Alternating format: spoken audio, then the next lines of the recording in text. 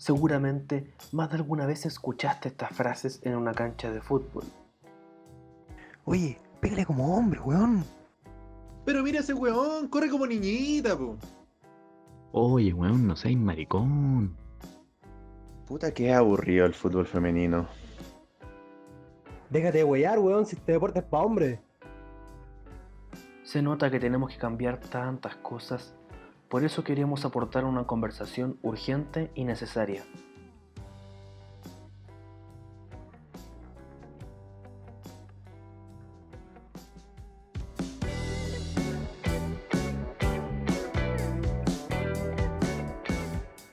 Hola, hola, ¿cómo están? Espero que estén muy bien. Bienvenidos a otro capítulo de Inevitable Pelotudez, como ustedes bien saben, un podcast que traspasa la cancha de fútbol y hoy lo vamos a hacer de una manera muy especial. Pero quiero saludar primero a mi compañero y amigo Iván Lizana, ¿cómo estás? Hola, muy bien, gracias. Hola a todos y todas quienes nos escuchan también, porque este capítulo creo que va a estar un poco más denso, nos va a hacer reflexionar mucho. Tenemos un tema bastante especial que ha estado muy en boga en el último tiempo y que esperamos también sirva como material para la discusión, para la reflexión. Sí, este tema que les habla Iván es el de fútbol y masculinidad y cómo finalmente esta relación simbiótica y al parecer inevitable desde sus comienzos ha generado varias consecuencias en torno a la vivencia de las mujeres en el fútbol y a la tendiente profesionalización del fútbol femenino a escala mundial y sobre todo aplicado en el caso chileno. Y también vamos a pasar a nuestro segundo club Chorifly, que es la historia del St. Pauli en Alemania, en la ciudad de Hamburgo, así que no se pierdan este capítulo que va a estar, como dice Iván, más profundo, más complejo, pero también muy muy interesante. ¿La pelota se mancha o no? Ahora comienza Inevitable Pelotudez, un podcast donde Iván Lizana y Vicente Vázquez te contarán historias que traspasan la cancha. Política, género, cultura, nada de esto es ajeno al fútbol.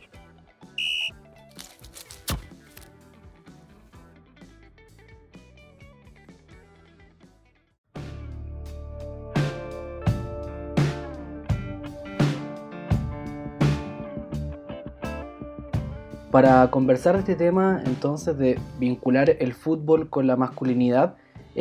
con Iván les queremos comentar que vamos a dividir esta conversación, digamos conversación con los expertos que nos van a ayudar a entender la profundidad de este fenómeno, en tres grandes bloques. Uno que es el entendimiento de la masculinidad, para que entendamos un contexto más amplio, desde dónde nos estamos situando en este tema. El segundo bloque es cómo surge esta vinculación de la masculinidad y el fútbol, qué manifestaciones concretas tiene y qué consecuencias tiene tanto para el fútbol masculino como femenino. Y el último bloque de la conversación van a ser los desafíos que tenemos en cómo avanzar como sociedad, porque finalmente es importante no solamente entender lo que está pasando y hacer el diagnóstico, sino finalmente generar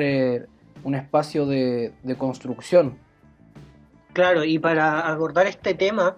como ninguno de los dos somos expertos, pero sí queremos problematizarlo y profundizar, es que en este capítulo entrevistamos a 4 personas que están muy metidas en el tema de las masculinidades o el feminismo en el fútbol y que nos aportaron sus visiones mediante algunas entrevistas que hicimos y que ahora les vamos a presentar algunas cuñas que nos van a ayudar a guiar la conversación. También no se olviden que las entrevistas completas van a estar subidas a YouTube para que las puedan escuchar. Y les presentamos. Primero partimos con Carol Lechmeiser. Ella es abogada de la Universidad de Chile, pertenece a la Asociación de Abogadas Feministas, ABOFEM, ha sido abogada de la Fiscalía Nacional Económica y tiene experiencia como profesora asistente en la Facultad de Derecho de la UNAV y la Universidad de Chile. Actualmente se dedica más bien a temas de ética. Por otro lado, entrevistamos también a Matías García, quien es antropólogo de la Universidad Austral de Chile. Actualmente también participa de la Fundación Fútbol y Sociedad. Ha sido asesor del programa de Estadio Seguro. Es autor también de la publicación Convivencia en Competencias Deportivas, guía docente de formación en ciudadanía deportiva, y estudió la masculinidad en torno al pueblo mapuche. De hecho, el tema de masculinidades es uno de los temas favoritos de Matías también. También tuvimos como entrevistado a Juan Bautista Brands, quien nos contestó directamente desde la Argentina. Él es investigador del Consejo Nacional de Investigaciones Científicas y Técnicas de dicho país, doctor en comunicación, docente de la Universidad de La Plata, y también tuvo una incursión ahí en el fútbol como ex jugador profesional. Y por último, tuvimos como invitada también a Carla Andrade, ingeniera comercial, quien lleva desde el 2018 cubriendo el fútbol femenino a través de su página Revista FootFem. La pueden encontrar ahí en Instagram, Facebook y Twitter, y tiene una vasta experiencia en lo que es nuestro fútbol femenino nacional. Ahí nos aportó también con sus conocimientos. Antes de pasar ya al tema en sí, también nos aportan desde diversas aristas, porque vemos, por ejemplo, algunos de los perfiles que les dijimos son muy asociados a la investigación académica, y otros perfiles están más asociados a la experiencia, cubriendo, participando del fútbol femenino, masculino. Entonces eso también le da una riqueza importante a este capítulo. Claro, y para generar esta riqueza de conceptos y también diferentes perspectivas de esta situación, vamos a partir con el primer bloque, que sería el entendimiento de la masculinidad. Y aquí, para situarnos en el contexto, partimos con lo que definen nuestros expertos, digámosle así, porque son claramente más conocedores que nosotros en la materia. Pero Matías García, el antropólogo de la Universidad Austral, nos trae una definición interesante de lo que significa la masculinidad. La masculinidad se define como un conjunto de representaciones, valores, atributos, comportamientos y prácticas que definen el ser hombre y lo masculino en una sociedad determinada. ¿Okay? Esta masculinidad se construye en un sistema cultural que es predominantemente patriarcal y que básicamente consiste en un sistema de relaciones históricas, políticas, basadas en la diferencia sexual, que define ciertos privilegios hacia los hombres y una opresión hacia las mujeres. Y principalmente la diferencia con el machismo es que el machismo es una supervaloración de atributos masculinos, y muchas veces el machismo es un atributo para definir ciertas masculinidades hegemónicas. Agregándole a lo que decía Matías, Juan Bautista Brands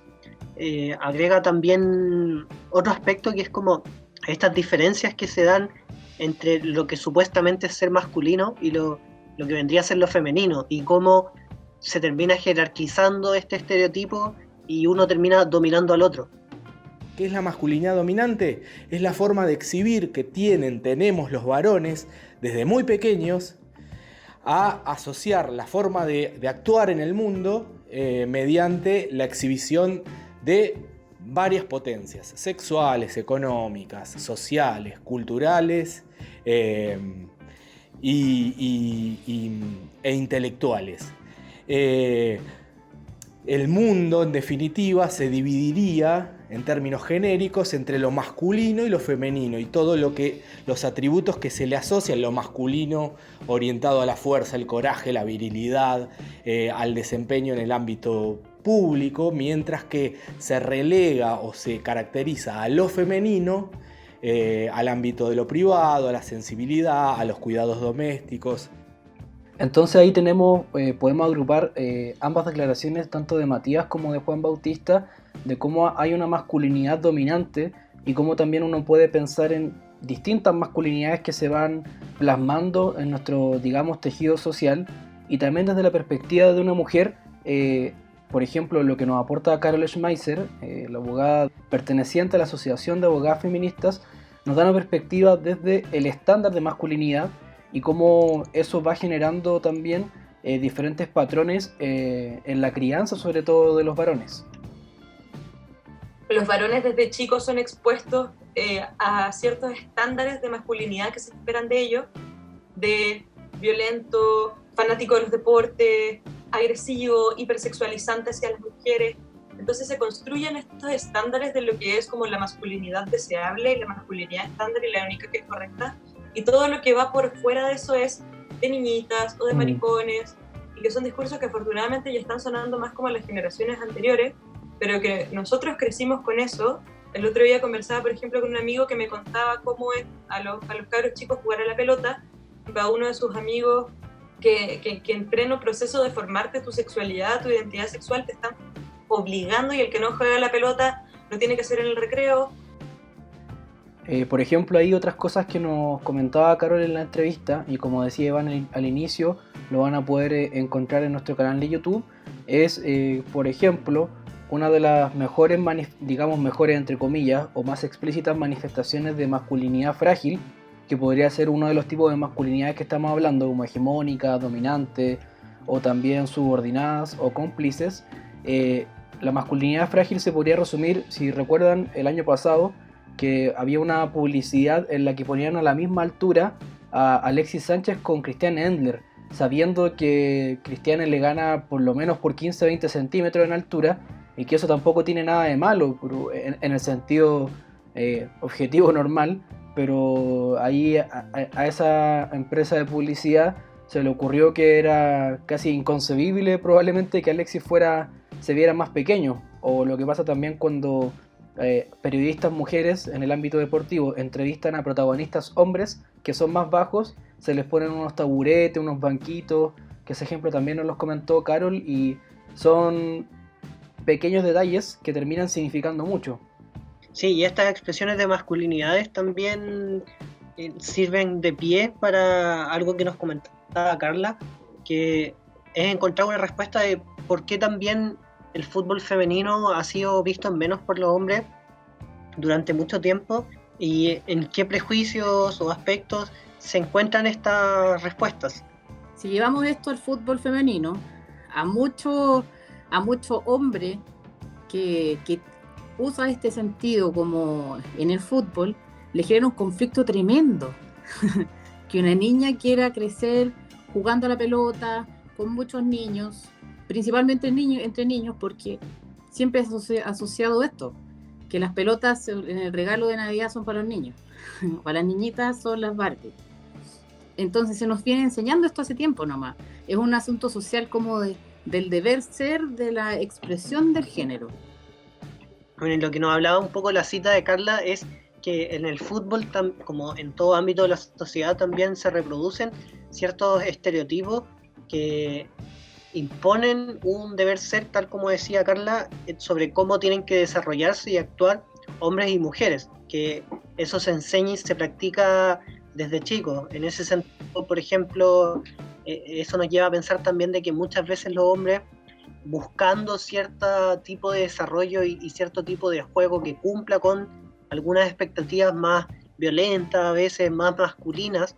lleva también a que miren en menos lo que es el fútbol femenino. Y ahí se encontraría una respuesta en torno a lo que son los prejuicios a este deporte.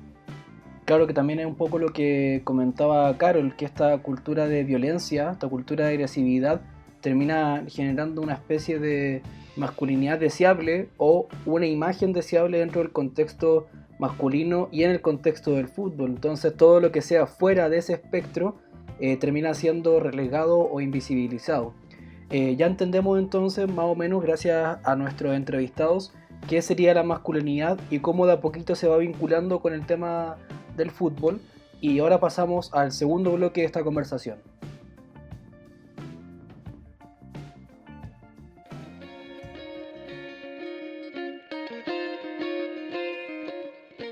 Para el segundo bloque, una de las primeras cosas que preguntamos es si estas expresiones de masculinidad en el fútbol son un problema histórico o un problema que se ha ido creando recientemente. Esa fue la pregunta que le hicimos a Juan Bautista, que nos respondió lo siguiente. Estaban haciendo, estamos hablando de fines del siglo XIX, principios del siglo XX, estaban haciendo y se estaba inventando una nación y se estaban inventando las narrativas de la patria. Paralelamente a esto, también se estaban inventando narrativas deportivas que, por ejemplo, la revista El Gráfico, que circuló por toda América Latina, se podía dar cuenta que los periodistas especializados de esas revistas estaban escribiendo e inventando un modelo, o reproduciendo, mejor dicho, un modelo de cómo ser varón, ¿no? Estaban explicando cómo se debía ser varón. Es decir, en el juego, ser corajudo, tener aguante, ¿no? En este caso, años más tarde para los hinchas, ¿no? Cómo disponerse en una tribuna frente a un otro. No ser marica, entre comillas, puto, cobarde. Es la idea de genitalizar las prácticas al decir acá no se llora, acá se tiene huevos. Y otra perspectiva interesante respecto al surgimiento del fútbol y cómo surge también el concepto de masculinidad en este deporte, también lo trae a colación Matías García, sobre todo una perspectiva interesante desde las clases sociales. Están en su origen, principalmente porque el fútbol surge como una actividad deportiva masculina, como un espacio de sociabilidad masculina, desarrollada en primera instancia por hombres de clase social alta y posteriormente por hombres de clase obrera, pero siempre como una actividad netamente masculina y como un espacio para reforzar y reafirmar esta masculinidad, porque desde sus orígenes el fútbol se manifiesta y refuerza en oposición a lo femenino. En el fútbol incluso profesional se suele escuchar el juega como hombre, el fútbol es un deporte de hombres, o por ejemplo como esta serie de televisión en una plataforma en internet cuyo nombre es Juego de Caballeros. Comprendamos que el fútbol llega a Sudamérica más o menos como a fines del siglo XIX, 1870, 1880, con los marineros ingleses, muchos que venían a hacer distintas obras a Sudamérica, llegaban a los puertos y se ponían a jugar al fútbol. Esta práctica fue tomada sobre todo por los hombres en esa época. Comprendamos que para esa época y después gran parte del siglo XX, todo lo que era público era ligado a los hombres, por lo tanto era evidente que el fútbol iba a ser colonizado principalmente por los hombres, y esto fue llevando también a que la identidad del fútbol se fuera ligando íntimamente con el ser masculino. ¿Por qué? Porque era un espacio. Esta es una tesis también que sustenta Julio Freidenberg, un libro que comenté en algunos capítulos anteriores, donde el espacio del fútbol del día domingo o de jugar fútbol incluso era el espacio que los hombres tenían como para desplegarse sin otra preocupación. Por lo tanto, se desatendían, por ejemplo, los problemas domésticos. Era un espacio de reconocimiento incluso para ellos, y lo sigue siendo para muchos hombres, y por lo tanto ahí fueron desplegando también muchas de las ideas preconcebidas que había respecto a los hombres en esa época, que si hoy día están siendo cuestionadas, en esa época estaban en un apogeo. Claro, y por lo mismo lo que hace Matías en su análisis es como confirmar lo que dice Juan Bautista, que es una actividad que siempre ha sido masculina y que refuerza la masculinidad en oposición a lo femenino, que es lo que veníamos hablando anteriormente y que lo resume muy bien Juan Bautista, estos conceptos específicos y que se terminan popularizando, como el no ser puto, marica y todas esas acepciones que se van difundiendo en todas partes del mundo. Y lo interesante también que aporta Matías, y que es algo que comentamos hace un tiempo en el primer capítulo de este podcast, en la serie The English Game, y Matías también lo trae a colación como ejemplo, que es un juego de caballeros, entre comillas, justamente por eso, porque independientemente de la clase social a la que pertenecieran estos hombres, sean de la clase acomodada o de la clase obrera, se va integrando, sí, de forma más social de algún modo, de algún punto de vista, del punto de vista económico, pero siempre exclusivamente a los hombres y a las mujeres en un segundo plano. Claro, y recordemos también que el fútbol desde su fundación y cuando empieza la masificación, y este era un punto que decía también Matías, está súper ligado a las clases obreras, que eran principalmente en esa época trabajadores hombres que eran de niveles socioeconómicos más bajos, y por lo tanto reproducían muchas de estas conductas también como más hostiles, por así decirlo, que ojo, también se replican en sectores más acomodados, obviamente. como eso es la masculinidad al fin y al cabo. También me llama mucho la atención algo que hablaba Juan Bautista, que es como cómo los periodistas también comienzan a forjar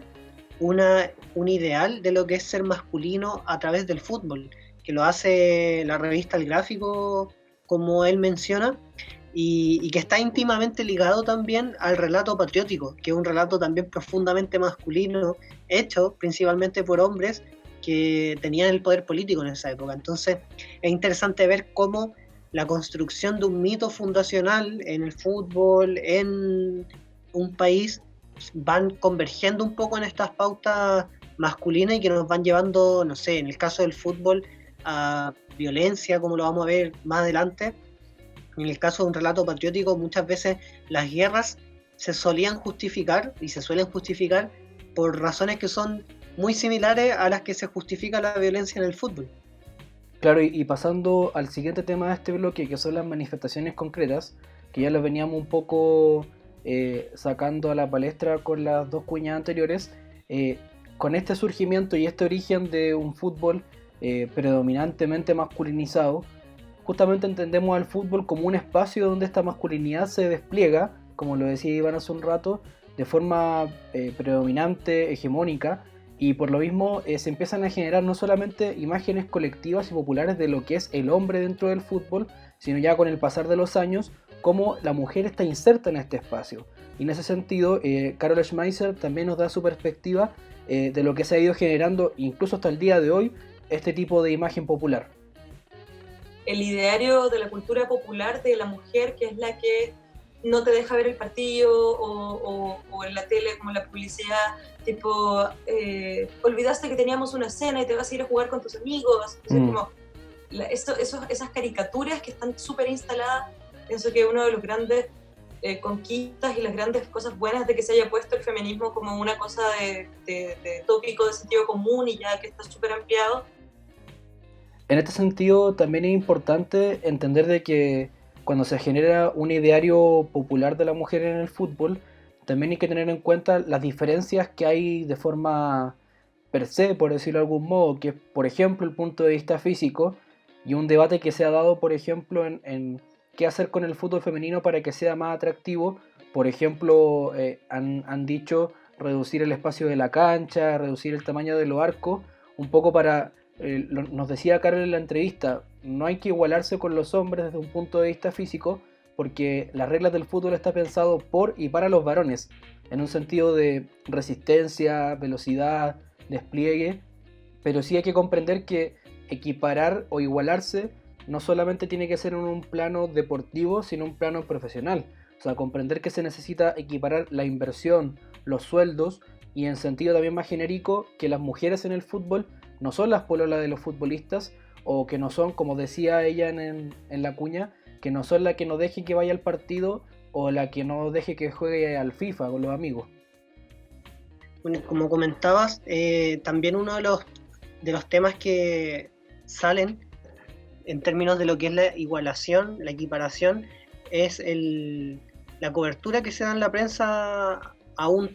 fútbol y a otro, que no suelen ser muy equilibrados. O sea, el fútbol femenino escasamente tiene presencia hoy en día en nuestra prensa, no marca mucha tendencia, excepto cuando juega la selección femenina, pero usualmente no vemos mucho, por ejemplo, la liga chilena. ¿Qué pasa con la liga femenina? Uno de los temas por los que puede ser esto es algo que salía en varias entrevistas, que usualmente en la prensa, para que algo tenga cobertura, aparte de ser algo masivo, algo que venda, también suelen ser escritos como cosas conflictivas, como un conflicto entre actores, y eso cumple muy bien lo que se espera del fútbol masculino, donde es un espacio de violencia, un espacio donde las masculinidades se tornan en conductas agresivas, donde los actores tienen que resistir todo tipo de prácticas, y esto es algo que nos comentaba Juan Bautista, que también hace la diferencia en cómo estas violencias se entienden a partir de otras variables como nivel socioeconómico, etnia, y cómo las diferencias de otros deportes como por ejemplo el rugby.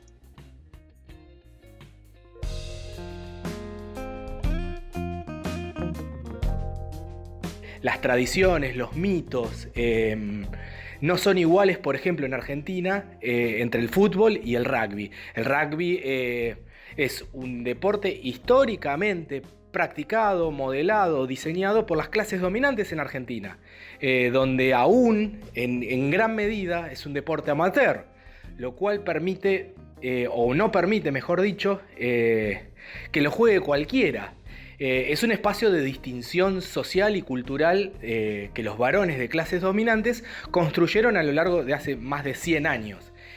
Los tipos de violencias son diferentes y tienen que ver con otro tipo de exhibiciones. En contraparte, según lo que nos comentaba Carla, el fútbol femenino pareciera actuar en base a otras lógicas, como nos relata en esta cuña. Boca River, que se jugó en España al final. Sí. Viendo los medios de comunicación, esto es a muerte, el duelo, y es como, amigo, competencia, perfecto, pero es fútbol, es un deporte, no es una guerra. Sí, en el fútbol masculino vemos mucho que es una guerra y la barra rival. En el fútbol femenino somos rivales, pero no somos enemigas. Después de los partidos tú ves a las jugadoras conversando, la hinchada también. Uno se puede sentar en cualquier parte, no hay un sector específico para otro. Bueno, como se ve tanto en lo que nos relata Juan como en lo que nos relata Carla, pareciera que estos estereotipos y estos despliegues de actitudes no se da tan solo en los jugadores o en la prensa, sino que también en las hinchadas, en cómo se comportan y se relacionan entre ellos. Como vemos, por ejemplo, en el fútbol femenino pareciera ser un deporte que se concibe de forma mucho más amigable, que deja las dificultades y los problemas de relación en la cancha, como siempre se dice, que no se relata a partir de una narrativa violenta como sí ocurre en el fútbol masculino. Claro, y finalmente estas diferencias y este análisis que hemos ido construyendo a partir del entendimiento de la masculinidad, cómo surge el fútbol en relación a este tema y cómo se manifiesta de forma concreta, vamos teniendo consecuencias que nos van generando un panorama actual que es el que estamos analizando. Y por ejemplo, Matías García hablaba cuando teníamos la entrevista de dos tipos de consecuencias: una estructural, que se refiere un poco a las instituciones que están ligadas en torno al fútbol, y una simbólica, que la vamos a ir encontrando del testimonio de las entrevistadas, tanto Carol como Carla, y Matías nos aporta datos interesantes respecto a la presencia de mujeres en el nivel de gestión deportiva. El Comité Olímpico Internacional ha sido presidido históricamente por 9 hombres desde 1894, ninguna mujer. El Comité Olímpico Chileno ha sido presidido por 16 hombres, ninguna mujer. La NFP nunca ha tenido una presidenta ni miembro en parte de su directorio a una mujer. Actualmente en el fútbol chileno hay 45 clubes profesionales y solo Deporte Iberia es presidido por una mujer, los otros 44 son presididos por hombres. Y ningún club profesional en su historia ha tenido una directora técnico o directora técnica mujer dirigiendo el primer equipo de un club. Entonces podemos ver que institucionalmente, estructuralmente, las consecuencias son brechas salariales, falta de participación, sobre representación de los hombres. Sí, agregándole a lo que decía Matías, se me viene a la mente dos cosas. Una que hablábamos con Carol, que es este hecho que ocurre en Santiago Morning hace 2 años atrás con Paula Navarro, quien había sido escogida para ser la directora técnica del primer equipo masculino de dicho equipo. Y pasó que al final los jugadores se negaron a esta posibilidad. Se armó ahí una polémica bastante mediática. Y bueno, se dijo que había sido porque era raro que ella estuviera en el camarín con los hombres, pero yo siempre quedé convencido de que simplemente los jugadores no se pudieron hacer la idea de que los dirigiera una mujer, es decir, de que estuviera una mujer en un ambiente altamente masculinizado en una posición de mayor jerarquía. Y por otro lado también algo que hablaba justamente con Carla, que pasa que para la organización del fútbol femenino, que depende de la NFP, no hay ninguna mujer que actúe como mediadora, es decir, todo depende de primero, en cada equipo de dirigentes, que ya son hombres, y por otro lado, cuando ya viene al momento de organizar el torneo, de organizar selecciones, depende de la NFP, que también son directores hombres. Entonces, es bastante inconcebible que todo lo que tiene que ver con la organización femenina esté a cargo de hombres, que obviamente, con todos los prejuicios que hemos visto, que hemos conversado ahora, no le van a dar un espacio que se merece al fútbol femenino, siendo que en Chile ha tenido una historia bastante exitosa, que recordemos que Colo-Colo ha ganado Copas Libertadores, ha participado de 4 finales, la selección chilena estuvo hace poco jugando un mundial el año pasado, entonces como que al final esos datos van dando cuenta un poco de que puede ser que por prejuicios los hombres no se estén haciendo cargo del deseo del fútbol femenino. Y en el caso que tú dabas de Santiago Morning, que fue el más emblemático y lo más cercano que hemos tenido que a una mujer se haga cargo de la dirección técnica, yo siento que no solamente los jugadores se vieron contrariados con la posible decisión, que se vio como una posibilidad cierta en un momento, sino también el cuerpo dirigencial, que también fueron los que fueron dando ese tipo de declaraciones de cómo los va a ver en el camarín, y un poco como a partir de los eufemismos te vas dando cuenta de cuál es la verdadera visión que hay respecto al rol de las mujeres en el fútbol en general, tanto masculino como el femenino, porque lo que explicaba muy bien Iván, el tipo de organización en el fútbol femenino es mucho más cercano al amateurismo que al profesionalismo, y también el fútbol femenino pertenece a la rama de fútbol joven de la NFP. No es que el fútbol femenino esté a la par con el masculino en un sentido organizacional, y eso se empieza a notar. Claro, y ojo también que el argumento que dieron en su momento los miembros del cuerpo técnico y jugadores de Santiago Morning, si uno lo piensa a la inversa, te lo deja inválido, porque en el fútbol femenino hay una serie de equipos que están dirigidos por hombres o que su cuerpo técnico también lo integran hombres. Yo diría que en la mayoría de los equipos femeninos, y no tienen la problemática que se planteó en su momento. Entonces eso es lo que más me hace pensar que fue más bien un tema de prejuicio, un tema de no quedar abajo jerárquicamente de una mujer. Claro, y estos prejuicios y estigmas no vienen recién cuando está la oportunidad laboral de dirigir un equipo, sino que viene desde mucho antes. En el caso de las mujeres, su vivencia en el fútbol, como hincha, como reportera, como periodista, como entrenadora, como jugadora, es una consecuencia directa desde una vivencia que tienen desde pequeñas. Se les estigmatiza solo por el hecho de que les gusta el fútbol, ya que está tan asociado a lo viril, a lo masculino. Finalmente a las chicas que les gusta el fútbol se les ve como algo raro, y eso es un poco lo que nos explicaba Carol con sus vivencias particulares. Se genera una especie como de exotización, como que, te gusta el fútbol. Y yo tenía mi camiseta y ahí, no sé, también los machirulos, es como, es que, entonces como si fuera raro. Como que ya, y lo mismo, mi hermana es súper buena para el play, y siempre era como, es que él tiene una polola que es buena para el play. Y entonces, esta cuestión así como de que, como que eres como raro, si te gusta el fútbol es bacán, de ella a partir tenemos un problema. Lo mismo en el estadio, bueno, que es una cuestión que pasa, nunca tuve, yo al menos yo una mala experiencia, pero sí muchas compañeras que fueron profundamente acosadas y como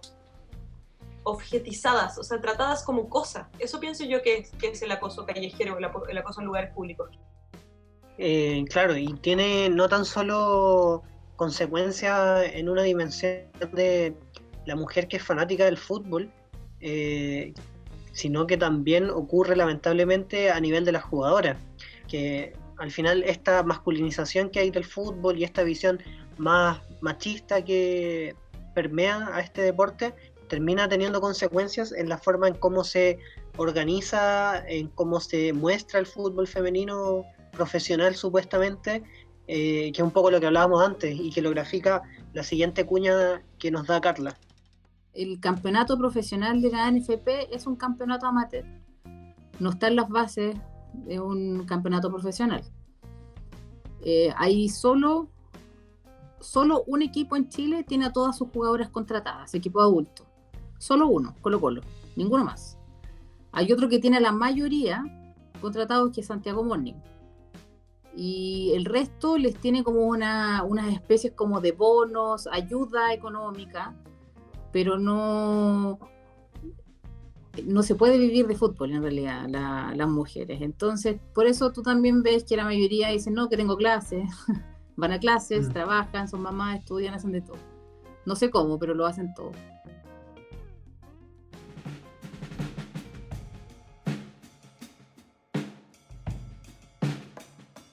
Recordar ahí también que hasta hace poco la selección femenina tenía que costearse ellas mismas los viajes, que era algo bastante inaudito que pasaba. Y muchas veces lo hablaron ellas antes de ir al Mundial, y por eso para ellas también fue una clasificación bastante valorada, que la recuerdan con mucho cariño, porque gran parte del proceso que viene desde atrás pasó por una selección donde tenían que desembolsar mucha plata desde sus propios bolsillos para poder jugar y representar la camiseta nacional. Sí, también se van dando varios ejemplos, ya cuando se va visibilizando de a poquito el fútbol femenino, de casos, por ejemplo, de jugadores que sufren accidentes graves que conllevan una operación, una recuperación y una gran inversión de plata, y que el club no costea ese caso cuando pasa en el fútbol femenino, en el equipo femenino del club, pero sí obviamente pasa con el caso del masculino, porque hay un contrato de por medio, porque hay una obligación laboral. Entonces ahí, claro, hay una brecha enorme entre ambos deportes, porque vamos viendo que finalmente desde un punto de vista más moral, más ético, más cultural, vamos desarrollando quizá dos carriles un poco separados. Claro, otra invisibilización que se me viene a la cabeza es algo que me comentaba Carla, que es que, por ejemplo, el tema de los partidos, los derechos, se los hizo el CDO, el Canal del Deporte Olímpico, pero según lo que ella me comentaba, no han transmitido ni un partido desde que tuvieron los derechos. Entonces, también ella se pregunta un poco por qué en Chile y en muchos países el fútbol femenino no tiene el impulso necesario, siendo que, por ejemplo, me comentaba que en Inglaterra tomaron la estrategia de financiar, por ejemplo, el campeonato a partir de inversiones del banco Barclays, que tenía la Premier League hasta hace unos 3-4 años atrás. A partir de eso fueron dándole un impulso y se fueron dando cuenta de que el fútbol femenino al final sí tenía una llegada, sí tenía un público. Lo mismo pasó, por ejemplo, en Estados Unidos con la selección, lo que ha dado muestras de que es un deporte que puede competir también en audiencia, que puede meterse en la masificación, pero que en Chile no han tenido la misma disposición a hacer un plan a largo plazo. Entonces, de ahí vienen las preguntas también, que si bien no lo decía directamente Carla, pero a mí me hace pensar nuevamente estos prejuicios que hay en torno a si las mujeres juegan o no juegan a la pelota, si juegan bien o juegan mal, y las comparamos con los hombres, hace que haya nulo interés por parte de, por ejemplo, empresas que podrían invertir, o de los mismos dirigentes del fútbol nacional, a no hacerlo porque según ellos no va a vender. Claro, y también una última arista de este bloque que nos permite entender las dificultades del desarrollo de la vivencia de la mujer en el fútbol y también la profesionalización del fútbol femenino es la justificación del folclore, que es un poco contraponer, avanzar en el lenguaje, avanzar en el trato, avanzar en no cosificar a las mujeres en el fútbol, y eso está muy arraigado en el folclore y se justifica mucho por parte de la hinchada. Los cánticos que apelan a la violación, por ejemplo, como sinónimo de victoria, insultar al rival a partir de la figura femenina, madres, zorras, monjas, o apelar a garabatos que tengan que ver con las familiares mujeres. Entonces es un punto importante para el análisis. Y en este sentido, por ejemplo, Carol Schmeiser nos cuenta cómo el tema de los cánticos sexistas y avanzar en ese plano sí es algo importante, pero no puede ser el único foco. Pienso que hay un problema con esto de la reivindicación por el tema de los cantos. ¿Por qué? Porque pienso que es lo mismo que pasa con el lenguaje inclusivo, que es muy riesgoso, porque se le ponen tantas fichas que termina por invisibilizar lo que está detrás. Entonces, cuando se buscan maneras concretas de erradicar la violencia sexista, ese es como el caballito de batalla, y en realidad es la manifestación más explícita, pero por ser caballito de batalla corremos el riesgo de que se quede como ahí el foco, cuando yo pienso que tendría que ser una cuestión mucho más integral, atender al tema de los cantos, que está súper bueno y es como un mínimo, ¿cierto? Es una cuestión eminentemente formal. O sea, la letra de la canción dice eso y es como ya,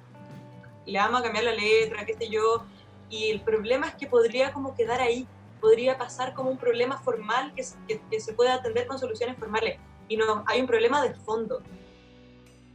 Un poco insistiendo en este punto de los cánticos, que quizás explicar por un poco la punta del iceberg que ha permitido visibilizar todo el problema que hay debajo. Por ejemplo, puede ser por el tema de la gravedad de las cosas que se relatan en estos cánticos y que no han sido cuestionadas ni por los propios actores de las barras, ni por los jugadores, ni por la prensa. Y por otro lado, siento yo que una de las primeras luchas que se ha dado desde un punto de vista más feminista, si se quiere, en el fútbol ha sido justamente de sectores de hinchas mujeres de clubes que se han organizado en contra de esto, haciendo campañas, por ejemplo, antes de los clásicos, y que incluso algunas han llegado a tener su espacio en la tele. En torno a esta gravedad del asunto de las letras, es algo que nos relata Carla en un extracto de su entrevista. Es súper difícil para una ir al estadio y escuchar, no sé, un canto de una barra, haciendo como una caricatura de una violación, entendiéndola como una victoria de su equipo. Y es como, amigos, nos matan todos los días, nos violan todos los días, tenemos miedo para caminar en la calle, y es verdad. Claro, y al final estas prácticas se terminan convirtiendo en folclore, como en una cultura propia del fútbol, que termina dando paso también a una justificación a estas actitudes, tal como nos los cuenta Juan Brands. El denominado folclore del fútbol actúa como un operador que legitima o no y habilita o no ciertas prácticas, en este caso violentas, en un contexto determinado, que es el fútbol. Es decir, no es necesario matar o que alguien mate a alguien, a un otro, en una cancha de fútbol para decir que eso es una muerte del campo futbolístico. Se puede matar a alguien, a otra persona, en un barrio, dirimiendo un conflicto vinculado a una temática que se expresa mediante lo que también es otro argumento, que es la pasión. Y eso es una muerte por el fútbol. Entonces el problema es grave, es cultural, obviamente. Entonces, como vamos viendo lo que nos aportan nuestros expertos, se genera una cultura donde se cosifica, hipersexualiza a la mujer. Entonces hace complejo desarrollar un fútbol femenino cada vez más profesional, y una vivencia de la mujer en el fútbol, al menos el masculino, también que sea grata y amena, porque como decían Carol y Carla, ir a ciertos eventos y escuchar cánticos que apelen a la violación, a la paternidad como sinónimo de victoria, es algo súper complejo y grave, y yo diría que hasta enfermo. Entonces, con este bloque hemos ido comentando, como pueden haber escuchado, tanto el surgimiento del fútbol y la masculinidad en ese sentido, las manifestaciones concretas, las consecuencias, y cómo también el folclore se emerge como una arista importante para analizar este fenómeno. Y ya pasamos al tercer bloque de esta conversación sobre fútbol y masculinidades, que es finalmente cómo avanzar en este sentido.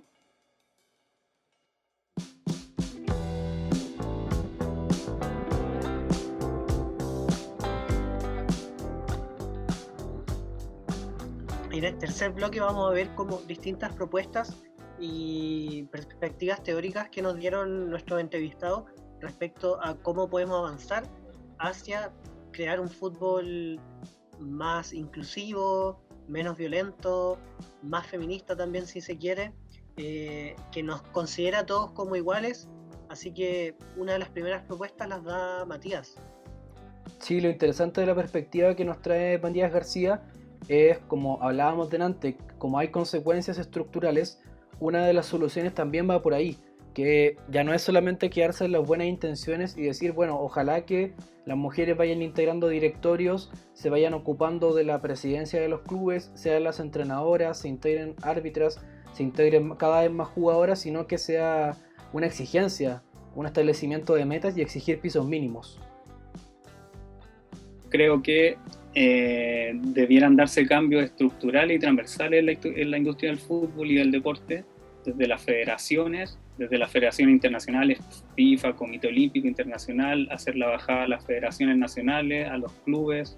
de fútbol y en el fondo declarar explícitamente mediante estatutos, visiones, misiones, una posición de rechazo frente a temas que han sido históricamente parte del folclore del fútbol, como son el fascismo, el racismo, la xenofobia, el sexismo, la homo, lesbo, transfobia, y que sean estatutos transversales a todas las instituciones ligadas al deporte. También desde una perspectiva más estructural, institucional, creo que es necesario que los organismos internacionales que administran, organizan las actividades deportivas deben aumentar la participación femenina en espacios de decisión, en directorios, comisiones, programas, fortalecer programas de desarrollo del fútbol femenino, trazando objetivos, inyectando recursos para disminuir las brechas de género. Por otro lado, también ligado a lo anterior que nos decía Matías, otro canal que nos puede servir para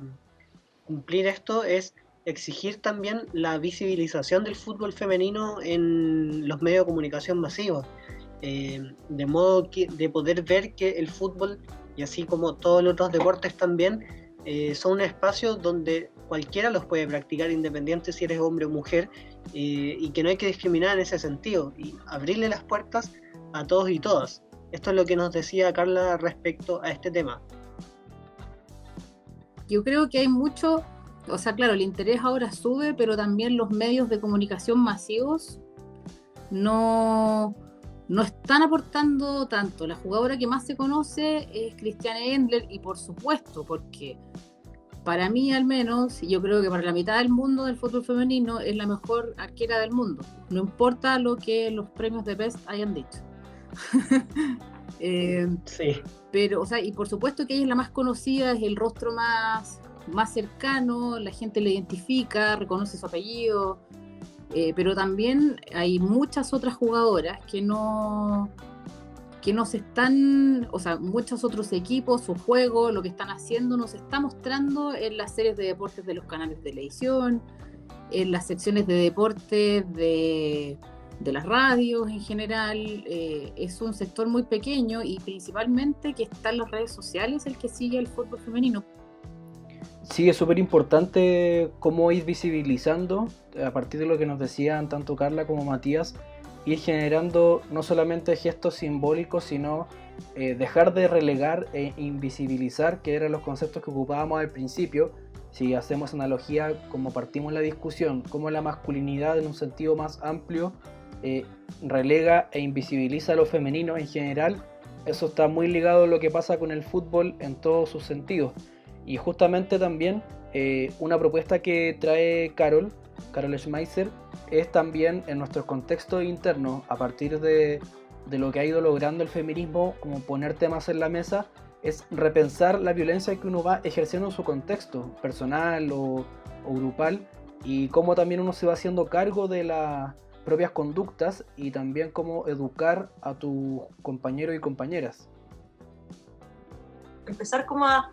desactivar esas preprogramaciones que tenemos, y un primer desafío para todos es ese, como, pucha, cómo yo también perpetúo y cristalizo esta violencia sistemática y estructural y transhistórica, ¿cierto? Cómo la concreto en la casa, por la vía de ponte tú ahora, ¿para qué decir cómo ha sido con el teletrabajo las mujeres, la gente, lo que sea, como realmente manifestado el doble trabajo que hacen? pienso que la gran tarea que nos queda es esa, como empezar a integrar un enfoque de género en todos los ámbitos de nuestra vida. Y ahí en la cuña que nos presentabas de Carol, se replica nuevamente un tema que se da principalmente en el fútbol femenino, que a diferencia del fútbol masculino, al no ser profesional, muchas de las jugadoras, aparte de entrenar, jugar los partidos, también tienen que ir a la universidad, tienen que ir a sus trabajos, después tienen que, para las que son mamás, tienen que llegar a ocuparse también de sus hijos, y eso, como podemos ver a simple vista, se replica también en distintas esferas productivas de la economía a nivel mundial incluso, que es algo que se ha visto, que ha estado en boga igual a raíz de esta pandemia. Así que, claro, no por ser fútbol, al final queda como en otro polo de lo que sucede con el resto de las mujeres en Chile. Lamentablemente también queda en una posición de bastante desventaja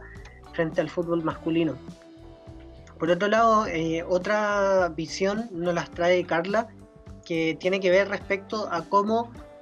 una enseñanza, una educación distinta también nos puede hacer crear una sociedad más igualitaria y por lo tanto beneficiar en ese sentido al fútbol. Hemos avanzado mucho, pero todavía nos falta bastante. Nos falta, yo creo que más que una cosa de origen, de ser, no sé, de chileno, argentino, no sé, es un asunto social. Nos falta tanto educarnos mucho, reeducarnos también, porque somos culturas conocidamente machistas. Entonces, si no nos reeducamos, como decimos nosotras, como si no te deconstruyes, es muy difícil volver a aprenderlo, porque yo en algún momento de mi vida también dije, ay, mira, corre como niñita. Me acuerdo ya haberlo dicho. Pero si hoy día consciente, yo digo corre como niñita, ¿yo cómo corría como niñita? Yo corría con todo lo que tenía. Justamente a dejar los prejuicios de lado, a concebir también el fútbol como una práctica que está abierto para todos y todas, y eso yo creo que, y según lo que nos plantea nuestra entrevistada, nos puede llevar a una apertura del fútbol como un deporte, sobre todo tomando en cuenta que es el deporte más popular del mundo. En Chile también no es la excepción, y termina siendo también un modelo a seguir para muchos niños, para muchas niñas, y de ahí también la importancia de que jugadores, dirigentes, periodistas tomen en cuenta cuál es el rol que tienen en tanto figuras públicas y comiencen a derribar estas divisiones de género. Se me viene mucho a la cabeza, por ejemplo, el caso de Christiane Endler, que muchas niñas han empezado a identificar con ella, a ver el fútbol también como una opción, y es bueno que pase eso, porque si terminan siendo solamente hombres quienes cumplen esa función, quizás va a alejar a muchas mujeres también de jugarlo. Y en ese sentido, según lo que nos planteaba Carla, el irremediable avance del fútbol femenino en Chile, que ya parece ser irreversible, se erige como un espacio donde que está por una parte libre de actitudes masculinizadas, como nos comentaba en el caso de lo que ocurre en el estadio, por ejemplo. Creo también que puede ser una actividad que nos permita también masificar este mensaje, prefigurar también otras prácticas que sean más inclusivas. En el fondo, lo que también nos comentaba Carol, que a partir de la educación y de intentar promover este nuevo tipo de perspectiva, nos va a tener que obligar a tener que quedar como, entre comillas, el latero, el que trae un poco el tema denso a la mesa, porque finalmente es la única forma de naturalizar estos temas en un sentido genérico en cuanto a la violencia hacia las mujeres, y también aplicado al caso del fútbol, como decías tú, que es el deporte más popular en Chile. Claro, y sobre todo el fútbol, que al ser una actividad tan masiva, que tiene tanta plataforma mediática, es capaz también de llevar estos mensajes y no tomarlo solamente como lo hacen hoy en día, como por ejemplo para el Día de la Madre, de ir con las mamás al estadio, los jugadores salen de la mano con ellas, o de hacer campaña para el Día de la Mujer, sino que llevar el mensaje, el trasfondo, practicarlo, y que no lo hagan solamente los futbolistas, sino que también la tele, por ejemplo, dejar de mostrar esta imagen de que el fútbol femenino al final está por debajo del fútbol masculino, darles más espacio, comenzar a dar los partidos, que la NFP también potencie el fútbol femenino, y todo esto yo creo que nos puede, en verdad no creo yo, sino que es lo que nos dicen nuestras entrevistadas y entrevistados, al final darle espacio a esto y mostrar que es una práctica abierta para todos, va a hacer que se comiencen a derribar estas prácticas masculinizadas que al parecer le han hecho mucho mal también a un deporte tan lindo como el fútbol, y que no solemos cuestionarlo tanto. Esperamos que les haya gustado mucho esta conversación, muy interesante, muy desafiante para nosotros dos por tener que tratar de reducir al máximo lo medular de entrevistas largas con cada uno de nuestros entrevistados, y que pudiésemos generar un hilo de conversación que ayude tanto a nosotros como a nuestra audiencia de poder generar una reflexión interesante en torno al fútbol y cómo se vincula con la superposición de una masculinidad hegemónica y dominante, qué consecuencias tiene, y finalmente cómo conseguimos un desarrollo del fútbol en este sentido. Así que esperamos que le haya gustado mucho, y ahora vamos a pasar al siguiente bloque del programa.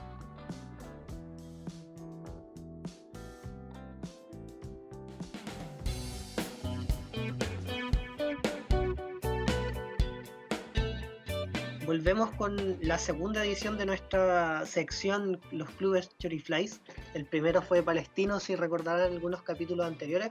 y si no lo escucharon, vaya a escucharlo después de porque esta es una sección muy interesante. Y siguiendo la línea del tema que veníamos hablando, nos metemos con un club que estuvo de cumpleaños hace algunos días, el Fútbol Club San Pauli, un club que, ya les vamos a decir por qué lo elegimos y por qué tiene mucho que ver con el tema anterior. Antes que todo, Vicente, introdúcenos un poco al San Pauli para quienes no lo conocen.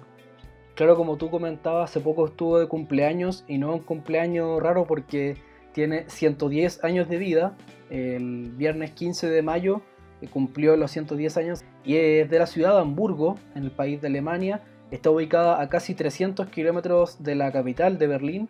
y en su palmarés podemos encontrar de a poquito de las cosas más interesantes del club, ¿cierto, Iván? Sí, porque aquí emerge uno de los primeros puntos interesantes, ya que no es un club que esté muy laureado. Por ejemplo, tienen un solo título de liga, que es de la segunda división de la temporada 76-77, y ganaron en 4 ocasiones la Regionalliga Nord 2, que se vendría a ser como la segunda división actualmente también, que se jugó solamente hasta el año 74. Y actualmente, ¿dónde están jugando? Ellos juegan en la segunda división del fútbol alemán, que se le conoce como la Bundesliga 2, y han participado solo 8 veces en la primera división de la Bundesliga, que es donde conocemos a clubes más importantes como el Bayern Múnich, Borussia Dortmund, Borussia Mönchengladbach, y la última vez que estuvieron en primera fue la temporada 2010-2011, hace varios años ya, y su mejor resultado deportivo fue terminar más o menos en la mitad de la tabla, en el puesto número 10 en la primera división, que fue hace ya 30 años, en la temporada 88-89. Claro, y las rivalidades dentro de las que podemos mencionar son principalmente 2. El derbi por excelencia es contra el Hamburgo, porque comparten ciudad, están más o menos cerca, los barrios, y tienen una profunda rivalidad con un carácter más político con el Hansa Rostock. Ya vamos a ahondar por qué esta rivalidad es tan importante. Ante esto, ustedes se preguntarán por qué elegimos este club, siendo que no ha ganado casi nada,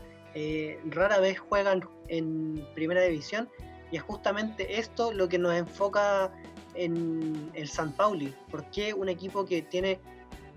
tan pocos títulos, tan poco éxito, logra tal nivel de afición? Y esta respuesta la encontramos en la ideología y la práctica abiertamente política que tiene el club.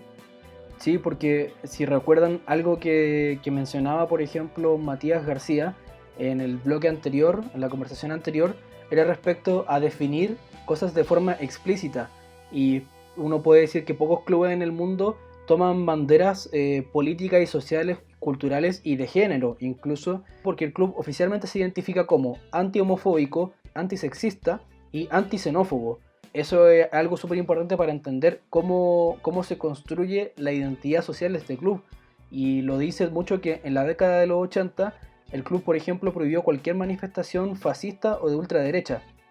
Sí, y de hecho si ustedes buscan, por ejemplo, fotos del club en su estadio, encuentran en muchos partidos ellos llevan banderas del orgullo LGTBI, no tienen problemas con mostrarla, y por ejemplo en alguna de las paredes de su estadio hay una foto de dos hombres besándose con un lema que dice lo único que importa es el amor, y es algo que está en las paredes de su estadio. Entonces también le da un cariz bastante importante a este club que promueve esta tolerancia hacia distintas diversidades de manera oficial, no es algo que esté solamente como organizado por los hinchas. En ese sentido, por ejemplo, en lo que es la tolerancia a la diversidad sexual, podemos destacar que el presidente del club, que estuvo a la cabeza entre el año 2002 y 2010, quien fue Courtney Littman, él es abiertamente homosexual e incluso es activista por los derechos de la comunidad LGTBI, algo que también es difícil de ver. O sea, de hecho el tema de la diversidad sexual en el fútbol masculino sobre todo, todavía es un tema bastante tabú, y vemos que ya para el año 2002, incluso antes, por ejemplo en los años 80, cuando tú dices que se prohibió cualquier manifestación de fascismo, de ultraderecha o de discriminación, evidentemente es un club que está a la vanguardia de los cambios sociales que se viven hoy en día. Claro, y finalmente después no es raro que en esta construcción del club no solamente participen los dirigentes desde un punto de vista estructural, que conversábamos ese concepto en la conversación anterior, sino que también cómo se van metiendo el conjunto de los hinchas y cómo van apoyando a diferentes iniciativas. Por ejemplo, la reconstrucción y ampliación del estadio se financió únicamente con aportes de hinchas, que es algo que uno empieza a buscar más ejemplos y los cuentas con los dedos de una mano. Por ejemplo, ahí lo que se utilizó fue el bono San Pauli del 2011 al 2018, que logró captar 5.000 inversores y logró recaudar 6 millones de euros, una locura de cifra. Claro, y todas estas iniciativas también son, bueno, por ahora estamos hablando de lo que ha sido como impulsado por la dirigencia del club de manera oficial. En ese sentido también encontramos, por ejemplo, que tuvieron campañas para recaudar fondos para instalar agua potable en Cuba. También iniciaron una campaña bastante bonita que fue Los refugiados son bienvenidos, donde hicieron una serie de actividades, los incluyeron también, un tema que socialmente es bastante disputado en Alemania, sobre todo últimamente que los grupos neonazis también han ido resurgiendo un poco. Y lo último que encontramos es que en todo el contexto del cambio climático, de los problemas de la crisis climática que se ha estado viviendo, también el club hizo una campaña de producción artesanal de miel para aumentar la población de abejas, que también es bastante importante para el contexto de lo que les mencionábamos. Claro, y otro aspecto que nos ayuda a entender por qué el San Pauli es un club muy especial, un club Chorifly, y por qué lo elegimos, es porque termina convocando a diferentes personas. Ya lo podrán deducir por la declaración misma de principios que tiene como club, y por lo mismo congrega a hinchas punk, por ejemplo, comunistas, antifascistas, antihomofóbicos, antisexistas y antisenófobos. Entonces uno empieza a encontrar ahí en un mismo club diferentes consignas que te van ampliando el espectro, no solamente político de pensamiento, sino social. En un barrio como en la ciudad de Hamburgo va generando no solamente un club de fútbol, sino algo mucho más allá de eso. Claro, pero independiente que sean punk o comunistas, lo que sea, según lo que uno puede leer en diversas crónicas que se hacen y documentales que se hacen respecto al club, es un club que es bastante inclusivo con cualquier persona que tenga las ganas de ir en un son de paz, en un son de tolerancia. De hecho, los mismos vecinos cercanos al estadio declaran que usualmente los partidos no son violentos, se vive un clima de bastante acogimiento para los partidos que juega el San Pauli, y si uno ve en los videos, los partidos parecen ser una fiesta más que un conflicto. O sea, uno ve a la gente apoyando a su club, gritando, con toda la parafernalia de las hinchadas alemanas también. Es bastante bonito, y esto también le ha valido tener tributos de varias bandas en sus canciones, como sobre todo de punk, como lo han hecho por ejemplo Bad Religion o Escape, que han sido bandas también que han estado bastante comprometidas con las causas antifascistas.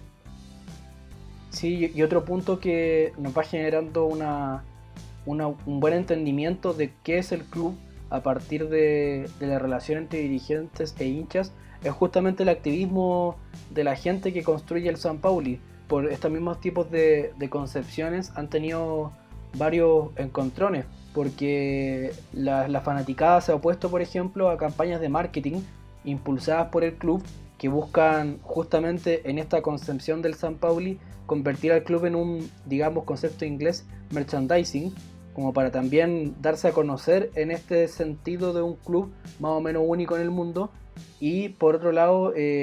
la dirigencia lo que responde es que sin esa plata no se podrían hacer los proyectos sociales que hemos mencionado anteriormente. Por un lado, a muchos nos gustan estos clubes que reivindican causas sociales, que son activistas de causas sociales o que reivindican una cultura anticapitalista, pero en verdad hoy en día es muy difícil sobrevivir en el fútbol sin tener prácticas capitalistas. Por ejemplo, uno podrá querer mucho al San Pauli, apreciar mucho las prácticas que tienen, pero lamentablemente en el fútbol no figuran mucho, probablemente por no tener una plantilla de calidad. Ahora, se puede discutir si esto es prioritario o no es prioritario. Evidentemente, para los hinchas del San Pauli no es prioritario tener resultados. La prueba está en que han ganado como 4 títulos en 40 años, y es uno de los clubes, por ejemplo, leía que en la segunda división de Alemania es el club que más gente convoca, y que convoca incluso al nivel de un club de la Bundesliga, y eso es bastante paradigmático para un club para un club que está en un fútbol que está bastante capitalizado. Sobre todo pasa en Alemania mucho, así que eso también le da una arista que nos llama mucho la atención del San Pauli, mostrando un poco lo que es el activismo de los hinchas del San Pauli. En el año 2002 ocurrió un hecho que nos relató justamente Matías en la entrevista. La forma de administración del 50+1 en Alemania permite o asegura el control de los clubes por parte de los socios, organizaciones de socios, y en ese sentido, en esta experiencia, es más fácil desarrollar una mirada institucional y transversal a todos los actores involucrados en el club de fútbol. O sea, por darte un ejemplo, en el año 2002, si mal no recuerdo, en el estadio del San Pauli existía publicidad de la revista Maxim, ¿okay? Y era contraproducente con los estatutos, con el posicionamiento, con los principios que el club estaba impulsando en todas sus capas, lo que llevó a, durante ese año, retirar la publicidad de Maxim porque se considera, porque es sexista, y era contraproducente con los principios del club. Pero no es la única acción que han hecho los hinchas. Por ejemplo, en el año 1989 los mismos hinchas derribaron un proyecto con inversores canadienses para construir un estadio que iba a tener una capacidad de 50.000 personas y que además iba a tener un complejo deportivo a toda raja, como se dice. Lo derribaron principalmente porque no querían que esto se construyera con inversiones que podían manchar el club de algún modo u otro. De la misma manera también los hinchas se han opuesto, como pasó con la revista Maxim, a tener publicidades que atenten contra los principios del club, principalmente también en lo que son las pantallas gigantes del estadio. Por ejemplo, ellos han podido impedir que empresas como por ejemplo Airbnb hagan publicidad en su estadio, aparte de la revista que hablábamos. Recuerdo también que había una polémica que se dio cuando se hizo el plan para ampliar el estadio, el plan de Real que funcionó, que hasta antes había un palco que estaba reservado para un bar, café, que era como un café con piernas que se conoce acá en Chile, donde este bar lo que hacía era que para los partidos de fútbol, cada vez que se metía un gol por parte de Ponte tú del San Pauli, habían mujeres que se sacaban la ropa por cada gol, como una especie de, no sé, naked goal, pongámosle. Y cuando los hinchas se enteraron de que había un palco reservado para esta empresa, las hinchas mujeres se organizaron para que no existiera este palco reservado. Sí, y también a modo general, los hinchas no solamente colaboran lo que tenga que ver con su club, sino también están fuertemente comprometidos con las causas sociales en la ciudad y en el barrio. Por ejemplo, ayudan a equipos médicos, marchan constantemente por los derechos humanos, colaboran con labores de remodelación cuando los sectores de ciertos barrios han tenido deterioros. También han colaborado con actos de caridad, recaudando ropa, comida, dinero, generalmente para las personas que están en situación de calle o también niños y niñas que están en situación de vulnerabilidad. Y también hubo un evento del año 2006 muy característico que lo organizaron ellos. Sí, cuando se jugó el Mundial del 2006 en Alemania, en paralelo a este evento, los hinchas del San Pauli organizaron un mundial alternativo con muchas selecciones que no son reconocidas por la FIFA. Así que fue también un campeonato que se organizó contra el racismo, por ejemplo, contra el poder de las potencias mundiales. Así que eso demuestra todavía más el compromiso social que tienen los hinchas. Otro punto que nos llama la atención del San Pauli es que es un club que tiene bastantes tradiciones culturales arraigadas, y una de esas que lo hacen un club especial es que para los partidos que juegan de local tienen dos tradiciones que siempre cumplen. Una es que cuando ellos salen a la cancha, en su estadio se puede escuchar la mítica canción de AC/DC, Hell Bells, y por otro lado, cada vez que meten un gol, en los parlantes suena Song to the Blur. Sí, y también lo que hablábamos al comienzo, que lo queremos ahondar un poquito más ahora, que son las rivalidades que tiene el club. Hablábamos que, claro, el clásico de la ciudad, que uno empieza a generar ese tipo de rivalidades geográficas. Una es el Hamburgo, que también está jugando en la segunda división, pero protagoniza más los puestos de avanzada para el ascenso. En cambio, el San Pauli está de mitad de tabla para abajo, que sería el clásico de la ciudad, y un poco representa el antagonismo por la burguesía contra la clase obrera. Y el San Pauli en general, desde el lado de los hinchas, critican la visión comercial y capitalista que ha mostrado el Hamburgo y que le ha permitido permanecer en varias temporadas en el último tiempo, también en primera. Si alguno recuerda, por ejemplo, a Marcelo Díaz, el jugador chileno, se le recuerda con harto cariño en el Hamburgo, porque en un partido por la definición, por el descenso de la Bundesliga a la Bundesliga 2, él marca un gol en el tiempo extra de tiro libre al ángulo y permitía que el Hamburgo se quedara en primera en ese entonces, hace unos 4 años atrás más o menos. Entonces esas son las diferencias un poco de rendimiento que han tenido entre el Hamburgo y el San Pauli. Sí, y esto demuestra todavía más también lo interesante que tiene el San Pauli, de por qué genera simpatía, por qué genera adhesión, ya que recordemos que, por ejemplo, el Hamburgo, su clásico rival de la ciudad, le llamaban los dinosaurios porque alcanzaron a estar 50 años en primera división sin descender. De hecho, tenían este famoso reloj que se tuvo que cortar hace 2 temporadas porque descendieron, después de una crisis grave donde Marcelo Díaz, como bien dices tú, los salvó de un descenso y a la temporada siguiente terminaron bajando a la segunda división. Ese es un clásico, y el otro, como les decíamos, es el que tienen contra el Hansa Rostock, que es un equipo que pertenece a la ciudad de Rostock justamente, perteneciente a la ex República Democrática Alemana, donde hay un nicho bastante importante de hinchas con una marcada tendencia neonazi y de ultraderecha, donde el club tampoco ha hecho nada por erradicarlos, nunca ha tenido declaraciones en contra de estas manifestaciones dentro del estadio, y esto hace que haya un choque bastante fuerte desde un punto de vista político que se traspasa a la cancha, que se traspasa a la hinchada, con el San Pauli, que defiende absolutamente lo contrario a este equipo. De hecho, si uno ve también los videos de esos partidos, parecen ser bastante violentos, son un clima bastante caldeado. Por ejemplo, leía también de que de estos clásicos que se jugó, uno de los jugadores del San Pauli festejó un gol justamente mirando a la hinchada del Rostock y haciendo un gesto como de les vamos a cortar la cabeza. Y después cuando terminó el partido también plantó una bandera del San Pauli con un signo antifascista en una de las partes de la cancha. Es un clásico que demuestra mucho esta motivación que tiene el club y la otra cara más perversa de la parte política, que es lo que representa el Hansa Rostock.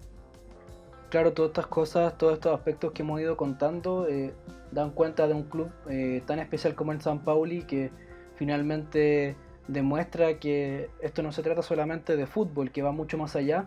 y espero que le haya gustado también conocer un poquito más de su historia y lo que significa no solamente para el fútbol alemán, sino también para una discusión más compleja sobre el fútbol y su relación con diferentes temas que son la política, la cultura, el género, y cómo también ustedes podrán entender que ubicamos al San Pauli como Club Chorifly justamente en este capítulo, para entender de que en el fútbol sí se pueden plantar esos valores, pero que a veces lamentablemente están invisibilizados por la gestión deportiva o el éxito deportivo basado en una mercantilización muy importante.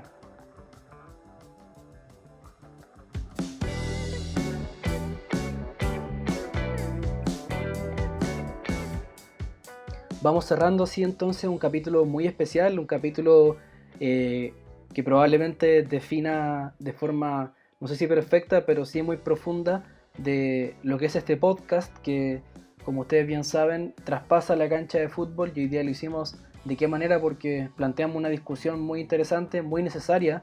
para el fútbol actual, sobre todo en esta época también de reflexión, de pandemia, donde tenemos que empezar a cambiar ciertas conductas como una exigencia,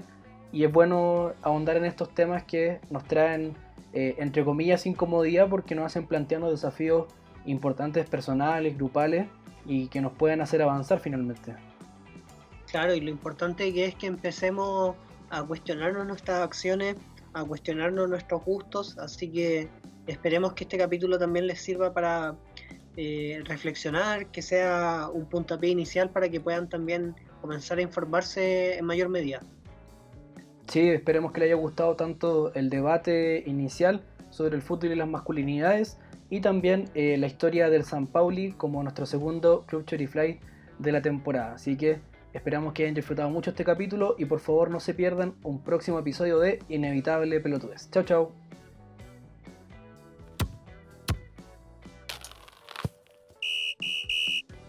El tercer tiempo ya terminó, pero siempre habrá temas para conversar sobre el deporte rey. No te pierdas el próximo capítulo de Inevitable Pelotudez, donde Iván Lizana y Vicente Vázquez traerán más historias que traspasan la cancha de fútbol.